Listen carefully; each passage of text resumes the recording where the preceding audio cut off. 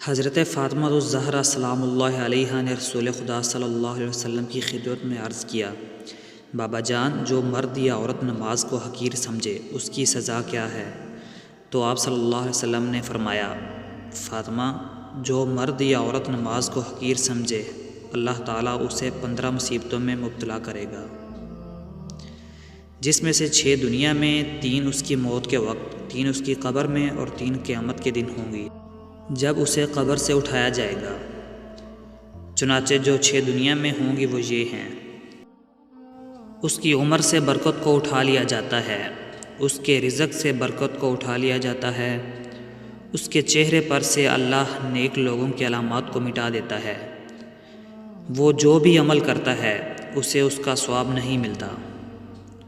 اس کی دعا آسمان کی جانب بلند نہیں ہوتی،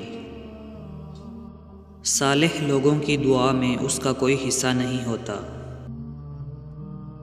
جو 3 مصیبتیں اسے موت کے وقت آ لیتی ہیں وہ یہ ہیں: ذلیل ہو کر مرتا ہے، پیاسا ہو کر مرتا ہے، بھوکا ہو کر مرتا ہے، اگر تمام دنیا کی نہروں کے پانی سے سیراب کیا جائے پھر بھی وہ سیر نہیں ہوگا۔ جو 3 مصیبتیں اسے قبر میں آ لیتی ہیں وہ یہ ہیں: اللہ تعالیٰ ایک فرشتہ کو بھیج دیتا ہے جو اسے قبر میں جھٹکے دیتا رہتا ہے، اسے فشار قبر ہوتا ہے،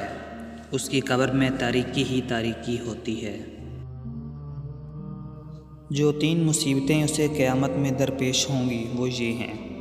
اللہ تعالیٰ ایک فرشتہ کو بھیجے گا جو اسے منہ کے بل گھسیٹے گا